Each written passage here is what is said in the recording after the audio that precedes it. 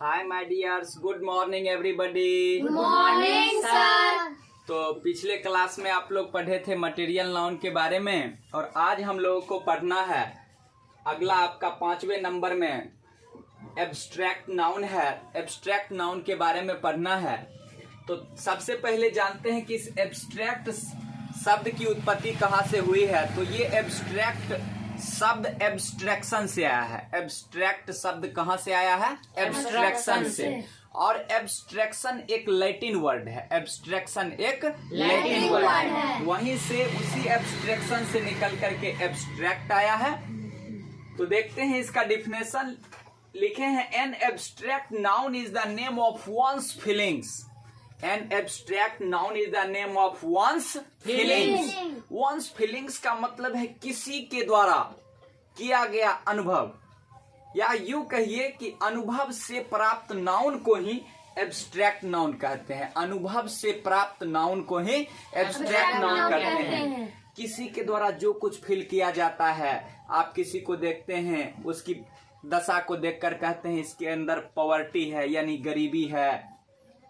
आप कोई चीज टेस्ट करते हैं, आपको लगता है कि इसका स्वाद मीठा है, खट्टा है, जो भी लगता है, तो आप टेस्ट करते हैं। या किसी व्यक्ति की दशा देखकर समझते हैं गरीबी है। किसी बच्चे को देखकर आप फील करते हैं कि बच्चे में खूबसूरती है, यानी ब्यूटी है।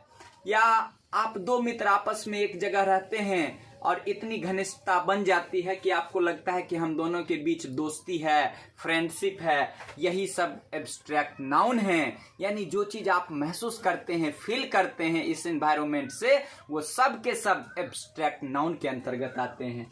तो आइए देखते हैं एब्स्ट्रैक्ट नाउन के बारे में जुड़े कुछ अमेजिंग फैक्ट्स भी। More about abstract nouns. Abstract noun के बारे में कुछ और अन्य जानकारी। तो N abstract noun represents the flowing things. आखिर ये एब्स्ट्रैक्ट नाउन क्या क्या चीज को शो करता है? एब्स्ट्रैक्ट नाउन हमें किस किस चीजों का बोध कराता है, क्या क्या प्रदर्शित करता है, इसको जानने का प्रयास करते हैं। तो फर्स्ट में सबसे पहले मैंने लिखा है कि नेम्स ऑफ क्वालिटीज। सबसे पहले ये क्वालिटी को शो करता है। सबसे पहले क्वालिटी को, जैसे ऑनेस्टी, किसी व्यक्ति का ईमानदार होना, मीन्स उसके अंदर ईमानदारी होना, ये भी एक प्रकार का क्या है? क्वालिटी है। ये भी एक प्रकार का क्वालिटी है। Honesty, kindness, cowardness etcetera.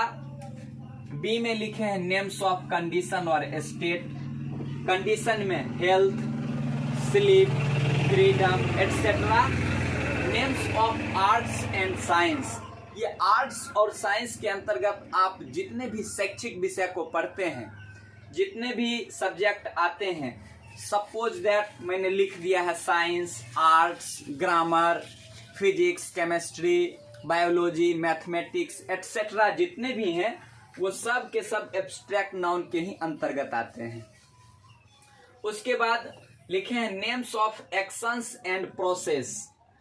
कोई भी क्रियाएं जो हम डेली लाइफ में करते हैं वो भी एब्स्ट्रैक्ट नाउन के ही एग्जाम्पल्स होते हैं। जैसे राइटिंग, वर्किंग, ग्रोथ, कोई व्यक्ति विकास, डेवलप करता है, वो भी एब्स्ट्रैक्ट नाउन ही है। और पांचवा फैक्ट्स है इसके बारे में कि it is always singular and takes singular verb. ये बात ध्यान रखिएगा, एब्स्ट्रैक्ट नाउन हमेशा क्या होता है? सिंगुलर। हमेशा क्या होता है? सिंगुलर। एब्स्ट्रैक्ट नाउन का प्रयोग हमेशा सिंगुलर फॉर्म में होता है और अपने साथ ये भी सिंगुलर वर्ब को लेता है। किस वर्ब को लेता है? सिंगुलर वर्ब को लेता है। फॉर इलस्ट्रेशन, जैसे एक एग्जाम्पल मैंने लिखा है कि friendship is boon. Friendship is boon. दोस्ती वरदान है। दोस्ती वरदान है। इस दुनिया में सच्चे दोस्त मिलते नहीं हैं। इस दुनिया में अब कृष्ण और सुदामा की जैसी दोस्ती अब मिलते नहीं हैं।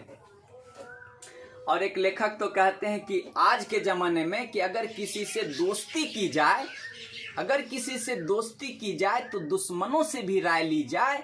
और मौत का जहर फैल चुका है इन हवाओं में, सोचता हूं कि अब कहां जाकर सांस ली जाए। तो चारों तरफ ऐसा एनवायरनमेंट हो चुका है, ऐसा जहर फैल चुका है, ऐसी महामारी फैल चुकी है कि लोग अपनी पत्नी के साथ भी रहना पसंद नहीं कर रहे हैं, तो दोस्ती की तो बात ही छोड़ दीजिए।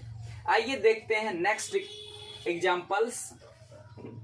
तो मैंने आपको बताया फ्रेंडशिप इज बोन, दोस्ती वरदान है। हम दोस्ती को फीलिंग करते हैं, एक दूसरे के साथ रहते रहते ऐसी घनिष्ठता बन जाती है कि हमें आभास होने लगता है कि हम दोनों के बीच एक रिलेशनशिप बन गई है, जिसका नाम हम क्या दे देते हैं? फ्रेंडशिप, दोस्ती।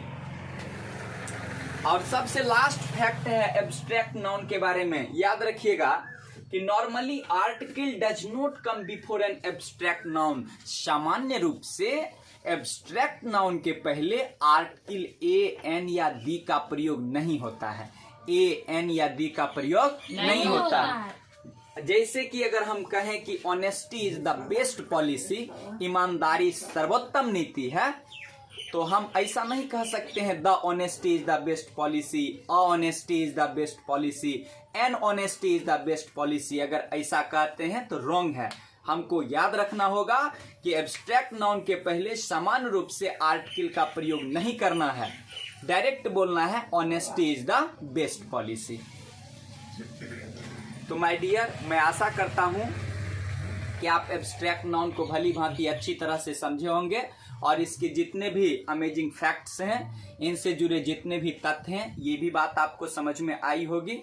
और आज मैं अपने आप को बड़ा गौरवान्वित महसूस करता हूं कि आप लोगों के आशीर्वाद से, आप लोगों के प्यार से हम 100 सब्सक्राइबर को पार कर चुके हैं और अच्छे खासे व्यूज भी आ रहे हैं। इसी तरह अगर आपका साथ रहे, इसी तरह का सपोर्ट रहे, तो मैं आशा करता हूं और हमारा चैनल ग्रोथ करते रहेगा, आगे बढ़ता रहेगा। Thanks for watching this video my dear. Thank you.